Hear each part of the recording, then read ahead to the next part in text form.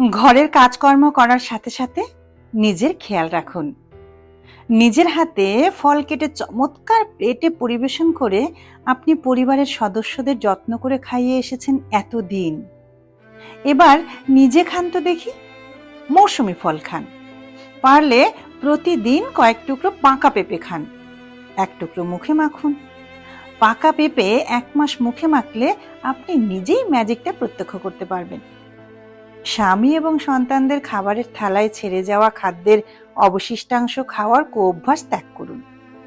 ভাত তরকারি ফেলতে বড্ড মায়া লাগে, এই অজুহাতে আপনি ভরা পেটে আরো অতিরিক্ত ক্যালোরি গ্রহণ করে নিজের ওজন বাড়াবেন না প্লিজ। মনে রাখবেন, সংসারে লক্ষ্মীকে সন্তুষ্ট রাখার দায় আপনার একার নয়। বাদ দেওয়া ভাত, রুটি, তরকারি, হাড়, চর্বি, কাটা, পাড়ার নেড়ি মেনি হুলোর জন্য তুলে রাখুন। বাড়িতে অল্প একটুখানি জায়গা থাকলে 2-4টে গাছ লাগান। গাছ মন ভালো রাখে। গাছ থাকলে ফুল, পাখি, মৌমাছি আসবে আপনাকে সঙ্গ দিতে।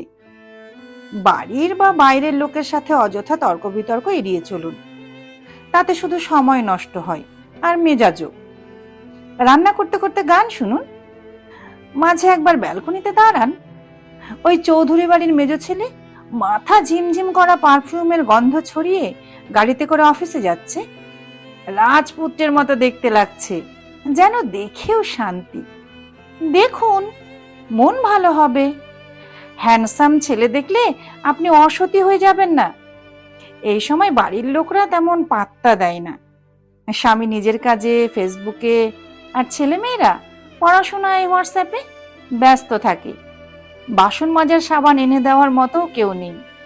10 টাকার কাঠি আইসক্রিম খাওয়ার ইচ্ছে হলেও কারো সময় নেই আপনার সামান্য স্বাদটুকু পূরণ করে আপনাকে খুশি করে দেবে। আপনি অনন্তকাল ধরে যে শাড়িগুলো বা চুড়িদারগুলো জমিয়ে রেখেছেন পরে পরবেন বলে, সেগুলো বের করুন। আজই বের করুন। ডিজাইনার ব্লাউজের সাথে শাড়ি পরুন। টুকটুক করে বেরিয়ে পড়ুন সুন্দর একটা হাত ব্যাগ হাতে নিয়ে। সাথে একটা জলের বোতল নিন ব্যাগের ভেতর। কাছের গাছপালা ভরা পার্কটার মধ্যে 2-3 চক্কর কাটুন।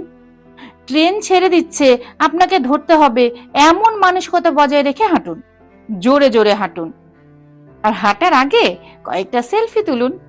আর হাঁটার পরে আইসক্রিম খান। মাঝে সাঝে ফুচকা বা আলুর চপ খেলে আপনি মরে যাবেন না, কিন্তু অন্যের উপর আপনার আনন্দ নির্ভর করলে আপনি বেশি দিন বাঁচবেন না, এটা শিওর। কারো ক্ষতি না করে নিজেকে ভালো রাখুন। নিজের দায়িত্ব নিজে নিন। আশেপাশে ঘটে যাওয়া সমস্ত আনন্দের মুহূর্তটুকুকে ব্লটিং পেপারের মতো শুষে নিন। মনের বয়স থমকে থাকবে 25-এ, গ্যারান্টি।